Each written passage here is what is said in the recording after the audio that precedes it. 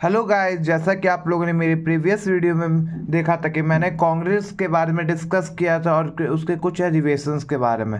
आज मैं उसी को कंटिन्यू करने वाला हूँ। प्रीवियस वीडियो में मैंने 1907 मतलब सूरत अधिवेशन तक मैंने आप लोगों को पढ़ा चुका हूँ। चलिए अब हम लोग आज कलकत्ता अधिवेशन जो कि 1911 के कलकत्ता अधिवेशन के बारे में डिस्कस करने वाले हैं।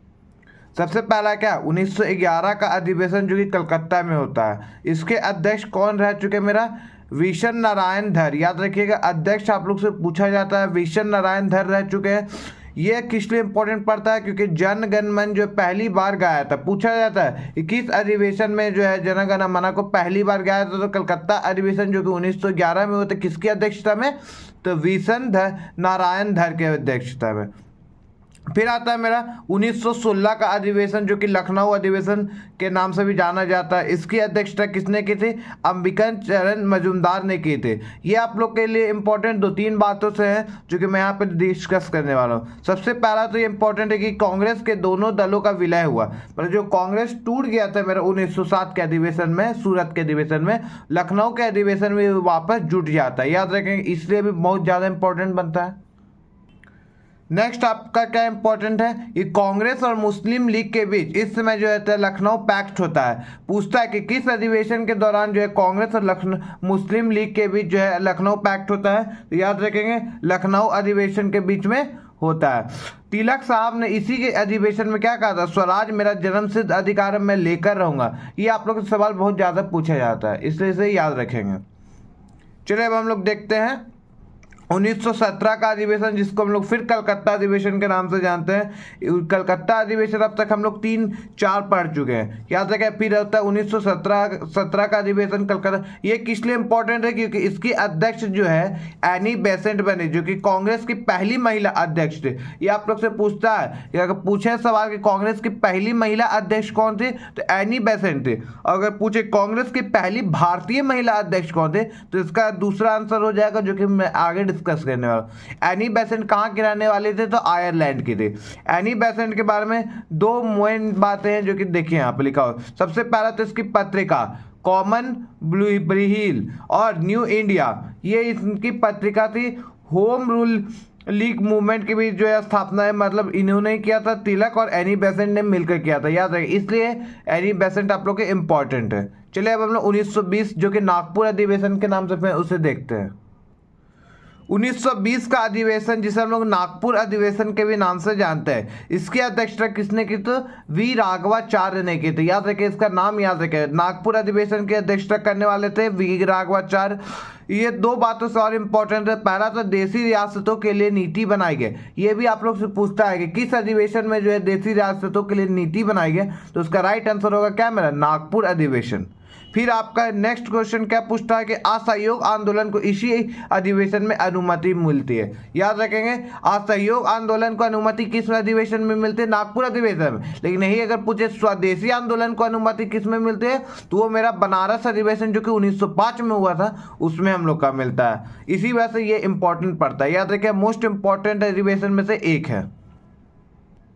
नेक्स्ट अधिवेशन है जो कि मेरा 1924 का अधिवेशन। ये जो कि पहली बार जो है किसी गांव में हुआ था, बेलगांव में हुआ था, जो कि कर्नाटका में गांव है। याद रखें, अब ये इंपॉर्टेंट क्यों पड़ता है, क्योंकि पहली बार जो है महात्मा गांधी जो इसके अध्यक्ष बने, मतलब ये अधिवेशन जो है महात्मा गांधी की अध्यक्षता में हुई थी, जो कि बेलगांव में। पूछता है कि वह कौन सा अधिवेशन है, जो कब का अधिवेशन है जो कि पहली बार गांव में हुआ था, तो याद रखें बेलगांव का अधिवेशन होता है जो कि 1924 में होता है। इसकी अध्यक्षता करने वाले खुद महात्मा गांधी थे। अब आता है 1925 का अधिवेशन। 1925 का अधिवेशन कानपुर का अधिवेशन के भी नाम से जाना जाता है। कानपुर मेरा कहाँ, तो उत्तर प्रदेश में। याद रखेंगे, इसकी अध्यक्षता सरोजनी नायडू ने किया। ये इसलिए इंपॉर्टेंट पड़ता है क्योंकि कांग्रेस की पहली भारतीय महिला अध्यक्ष, पहली भारतीय महिला अध्यक्ष थी कौन, सरोजनी नायडू। लेकिन यही अगर पूछे मेरे कि पहली महिला अध्यक्ष कौन थी, तो उसका राइट आंसर मेरा क्या होगा, एनी बेसेंट। एनी बेसेंट ने जो 1917 के अधिवेशन में अध्यक्षता की, तो कानपुर अधिवेशन की अध्यक्षता करने वाले सरोजनी नायडू थी, जो कि 1925 में करती है। नेक्स्ट अधिवेशन आपका आता है लाहौर अधिवेशन। लाहौर अधिवेशन में दो तीन बातों से भी बहुत ज़्यादा इंपॉर्टेंट। सबसे पहले लाहौर जो है मैं रावी नदी के किनारे बसा हुआ है। लाहौर अधिवेशन की अध्यक्षता करने वाले कौन थे? जवाहरलाल नेहरू। जवाहरलाल नेहरू भी जो है मेरे 3 बार अध्यक्ष रह चुके हैं। सबसे पहला तो 1929 जो कि अभी हम लोग डिस्कस करेंगे, दूसरा तो 1936 जो कि लखनऊ में हुआ था, और 1937 जो कि कहाँ होता है? फैजपुर में होता है। याद रखें 3 बार रहने वाले एक और थे, कौन थे? दादा भाई नौरोजी। याद रखेंगे बात। पहली बार पूर्ण स्वराज की मांग की गई, मतलब इसी अधिवेशन में जो है पहली बार पूर्ण स्वराज की मांग की गई थी। दांडी यात्रा या फिर बोले सविनय अवज्ञा आंदोलन, इसका प्रस्ताव जो है इसी अधिवेशन में पास होता है। याद रखेंगे। नेक्स्ट है मेरा क्या? 1931 का अधिवेशन जो कि कराची अधिवेशन के नाम से फेमस है। इसकी अध्यक्षता करने वाले कौन थे? सरदार वल्लभ भाई पटेल। याद रखेंगे सरदार वल्लभ भाई पटेल ने कराची अधिवेशन की अध्यक्षता की। ये इंपॉर्टेंट इसलिए बनता है क्योंकि इसमें मौलिक अधिकार का प्रस्ताव इसी अधिवेशन में आया था। याद रखें मौलिक अधिकार का प्रस्ताव किस अधिवेशन में आया? तो कराची अधिवेशन में आया था। ये आप लोग के लिए इंपॉर्टेंट इसी वजह से है। नेक्स्ट है आप लोग का क्या?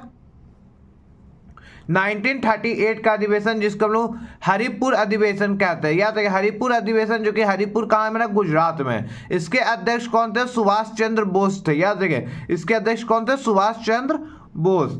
इसमें क्या होता है? राष्ट्रीय नियोजन समिति का भी गठन होता है। इसके अध्यक्ष कौन थे? राष्ट्रीय नियोजन समिति के अध्यक्ष जवाहरलाल नेहरू थे। याद रखेंगे। अब हम लोग सुभाष चंद्र बोस के बारे में कुछ बातें के बारे में जान लेंगे। सुभाष चंद्र बोस की जो है मेरा जन्म तिथि क्या है? 23 जनवरी, जिसको हम लोग पराक्रम दिवस के भी नाम से जानते हैं। प्रतिमा इंडिया गेट, इनकी प्रतिमा जो है मैं कहाँ पे? इंडिया गेट है, जिसका नाम आप करके क्या कर्तव्य पथ पर है। याद रखेंगे। सुभाष चंद्र बोस की बुक क्या थी? Indian struggle. याद रखेंगे। 1938 में फॉरवर्ड ब्लॉक संस्था की स्थापना करने वाले भी कौन है? सुभाष चंद्र बोस ही है। इन्होंने मेरे क्या कहा? तुम मुझे खून दो मैं तुम्हें आज़ादी दूंगा। इसका नारा लगाने वाले भी कौन थे? सुभाष चंद्र बोस ही जी थे। याद रखेंगे। महात्मा गांधी जी को राष्ट्रपति कहने वाले कौन थे? महात्मा गांधी जी को राष्ट्रपति कहने वाले भी राष्ट्रपति। ये सुभाष चंद्र बोस से रिलेटेड आप लोग का कुछ मोस्ट इंपॉर्टेंट पॉइंट है जो कि आप लोग को याद रखना। सबसे पहला पॉइंट क्या गया कि 23 जनवरी को पराक्रम दिवस मनाया जाता है। प्रतिमा इनकी कहाँ पे? इंडिया गेट के पास जो कि कर्तव्य पथ पर है। इनकी बुक का नाम क्या है? इंडियन स्ट्रगल हो गया। फॉरवर्ड ब्लॉक संस्था की स्थापना जो 1939 में सुभाष चंद्र बोस ने की। तुम मुझे खून दो मैं तुम्हें आज़ादी दूंगा, ये कहने वाले भी कौन थे? सुभाष चंद्र बोस ने कहा। महात्मा गांधी को जो राष्ट्रपिता कहने वाले भी कौन थे? सुभाष चंद्र बोस ही थे। चलिए अब हम लोग आगे देखते हैं। अब आता है मेरा 1939 का अधिवेशन जो कि त्रिपुरा अधिवेशन के भी नाम से जानते हैं। ये भी आप लोग के लिए VVI है। क्यों VVI? देखिए इसमें क्या होता है ना, महात्मा गांधी वर्सेस सुभाष चंद्र बोस होता है। मतलब महात्मा गांधी जो अपने कैंडिडेट जिसका नाम था पठाती सीतारामैया को इलेक्शन में उतारते, लेकिन ये हार जाते हैं। सुभाष चंद्र बोस जो था चुनाव जीत जाते हैं, लेकिन बाद में क्या होता था? ये अपने पद से इस्तीफा दे देते थे क्योंकि इससे महात्मा गांधी नाराज हो जाते हैं। तो उसके बाद कौन बनते हैं अध्यक्ष? डॉक्टर राजेंद्र प्रसाद अध्यक्ष बनते। याद रखिएगा। पूछता है कि सुभाष चंद्र बोस और महात्मा गांधी के बीच में विवाद कब हुआ, किस अधिवेशन में होता? तो 1939 का अधिवेशन में होता जो कि त्रिपुरा अधिवेशन हुआ। इसके अध्यक्ष कौन रहे? तो पहले सुभाष चंद्र बोस है, लेकिन बाद में इन्होंने इस्तीफा देकर डॉक्टर राजेंद्र प्रसाद को जो अध्यक्ष बना दिया। याद रखेंगे बात। नेक्स्ट है मेरा क्या? 1940 का अधिवेशन जिसको हम लोग रामगढ़ अधिवेशन के भी नाम से जानते हैं। इसके अध्यक्ष कौन थे? मौलाना अबुल कलाम आजाद। मौलाना अबुल कलाम जो है लगातार 6 वर्ष तक अध्यक्ष है। पूछता है कि कौन सा अध्यक्ष जो है सबसे लंबा समय तक अध्यक्ष रहा है? तो याद रखेंगे मौलाना अबुल कलाम आजाद इसका राइट आंसर होगा, जो कि 1940 से लेकर 1945 तक रहे हैं। ये एक क्वेश्चन और इनसे पूछा जाता है, सबसे युवा कांग्रेस अध्यक्ष कौन रहे? तो मौलाना अबुल कलाम आजाद। मौलाना अबुल कलाम आजाद जो है सबसे युवा कांग्रेस अध्यक्ष रहे हैं। फिर आता है मेरा 1946 का अधिवेशन जो कि मेरठ में हुआ था। मेरठ में ही जो होता है मेरा 1857 की क्रांति का शुरुआत भी होता है। याद रखेंगे ये आप लोग का 1857 की क्रांति के बारे में था। देखिए मेरठ जो होता है 1946 का अधिवेशन जो कि यूपी में था। इसके अध्यक्ष कौन थे? तो JV कृपलानी साहब से। याद रखें JV कृपलानी साहब जो इनके अध्यक्ष रह चुके हैं। स्वतंत्रता के समय अध्यक्ष रहने वाले कौन थे? तो JV कृपलानी। आपसे सवाल पूछता है कि स्वतंत्रता के समय कांग्रेस का अध्यक्ष कौन रहा? तो याद रखें JV कृपलानी साहब थे। नेक्स्ट है आप लोग का 1948 का अधिवेशन जो कि जयपुर में हुआ था। ये आप लोग का आखिरी अधिवेशन है। इसके बाद आज की वीडियो एंड होगी, याद रखेंगे। इसके अध्यक्ष कौन थे? पट्टाभी सितैया मैया, याद रखें, पट्टाभी सितार मैया, याद रखें। इनके अध्यक्ष कौन थे? पट्टाभी सितार मैया थे। स्वतंत्रता के बाद पहले अधिवेशन हुआ था, याद रखें। जयपुर का अधिवेशन जो है स्वतंत्रता के बाद का पहला अधिवेशन था जो कि 1948 में हुआ था। 1947 में हम लोग आज़ाद हुए थे, 1948 में पहला अधिवेशन हुआ था जो कि स्वतंत्रता के बाद था। इसी के साथ आज की वीडियो एंड होती है। जिस किसी को वीडियो अच्छी लगी हो मेरे चैनल को सब्सक्राइब कर ले, बेल आइकन को प्रेस कर ले। धन्यवाद।